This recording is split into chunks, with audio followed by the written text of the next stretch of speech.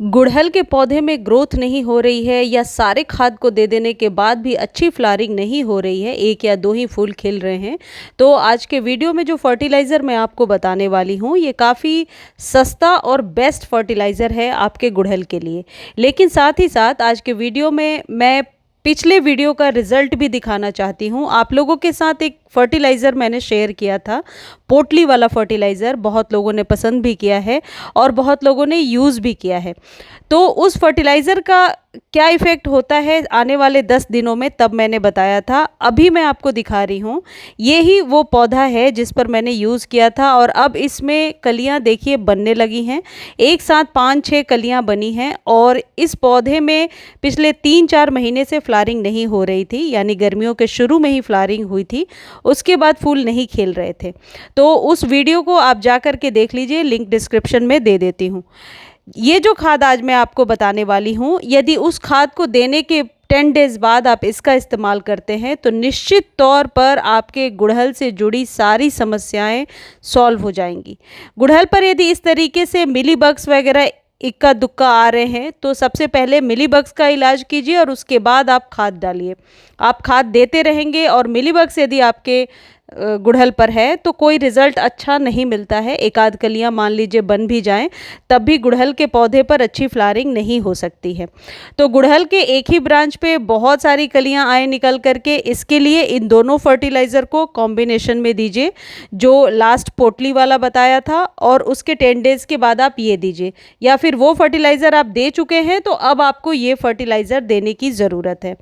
इसके पहले कुछ ज़रूरी चीज़ें आपको बता देती हूँ कि गुड़हल के पौधे में यदि पत्तियां पीली हो रही हैं तो आपके पौधे में कैल्शियम की कमी होती है, तभी पौधे की पत्तियां पीली होती हैं और स्टेम की ग्रोथ नहीं होती है, स्टेम पतले होते हैं। लेकिन मेरे गुड़हल की स्टेम आप देख रहे हैं काफ़ी मोटी हो गई है। देखिए, ये वही फर्टिलाइज़र है जो लास्ट टाइम आपको बताया था। अभी थोड़ा सा ब्रीफ कर देती हूँ। इसमें नीम के पत्ते, केले के छिलके और नींबू के छिलके यानी किचन वेस्ट को मिलाया है। रात भर पानी में भिगो करके रखा था मैंने और अगले दिन इस पानी को यूज़ किया था। इसका डिटेल वीडियो आप जा कर के देख सकते हैं। गुड़हल के पौधे में यदि मिट्टी हमेशा गीली रहती है तब भी पौधे की ग्रोथ नहीं होती है और पौधे में मिलीबग्स की प्रॉब्लम हो जाती है।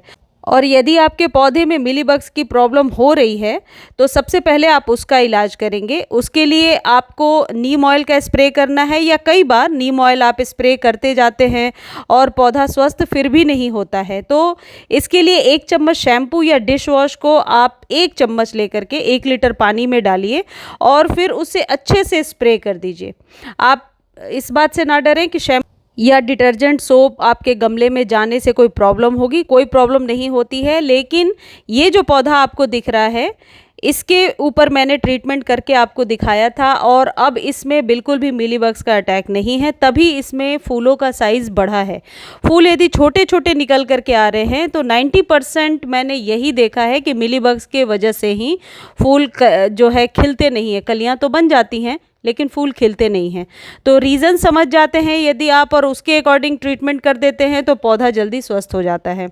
गुड़हल को अभी आप पूरे दिन के सनलाइट में रखिए और यदि आपके यहाँ बारिश हो रही है तो बारिश में ही रखिए।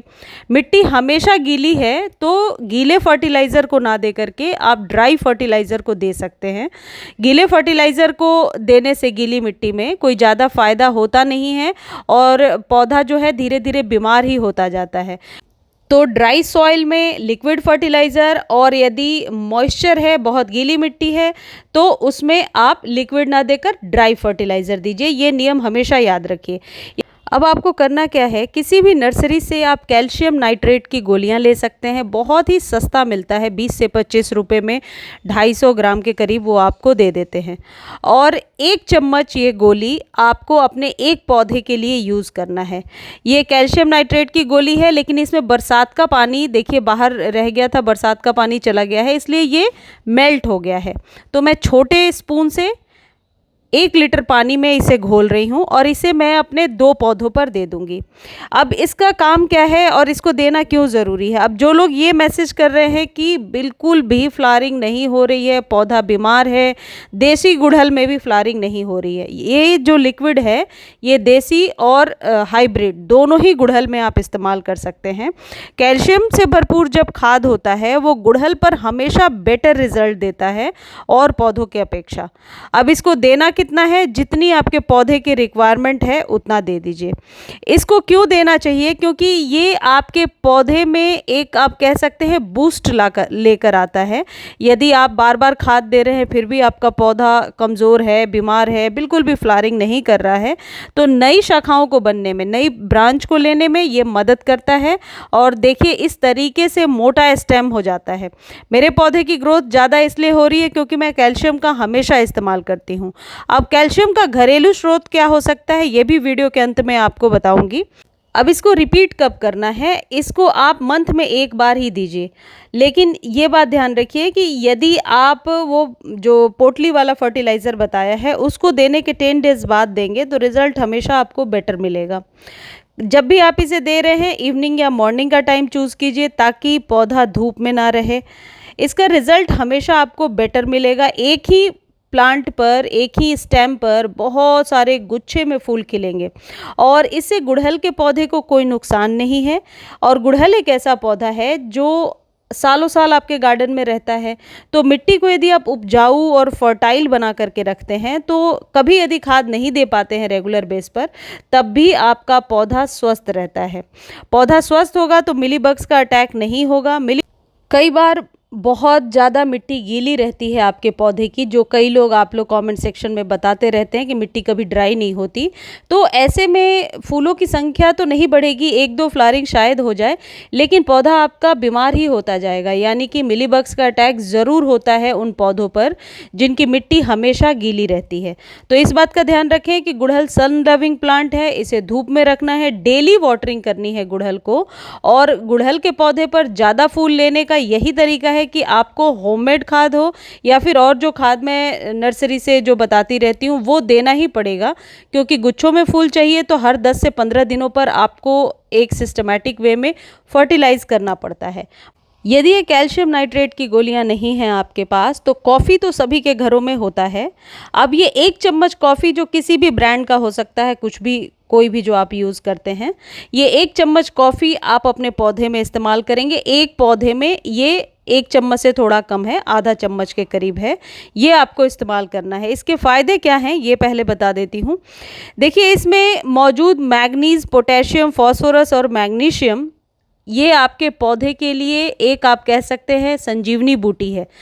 अब एक ही चीज़ में ये तीनों, एक ही तत्व में यदि ये तीनों चीज़ें पाई जा रही हैं तो इसका इस्तेमाल करने में मुझे नहीं लगता है कोई हार्म है, इसका कोई साइड इफ़ेक्ट नहीं है।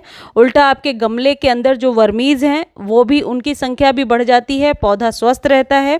आप इसका स्प्रे बना करके भी दे सकते हैं। 1 लीटर या 2 लीटर पानी में मिलाइए और इसका स्प्रे अपने पौधे पर दीजिए। ये महीने में 1 बार ही करना है, बार बार नहीं करना है, सिर्फ महीने में 1 बार करना है। इवनिंग या मॉर्निंग के समय कर लीजिए। ये एंटीऑक्सीडेंट भी होता है जो पौधे को बीमारियों से लड़ने की क्षमता प्रदान करता है, यानी इम्यूनिटी को स्ट्रॉन्ग करता है। काफ़ी आजमाया हुआ नुस्खा है तो इसका आप ज़रूर इस्तेमाल कीजिए और रिज़ल्ट शेयर कीजिए। धन्यवाद।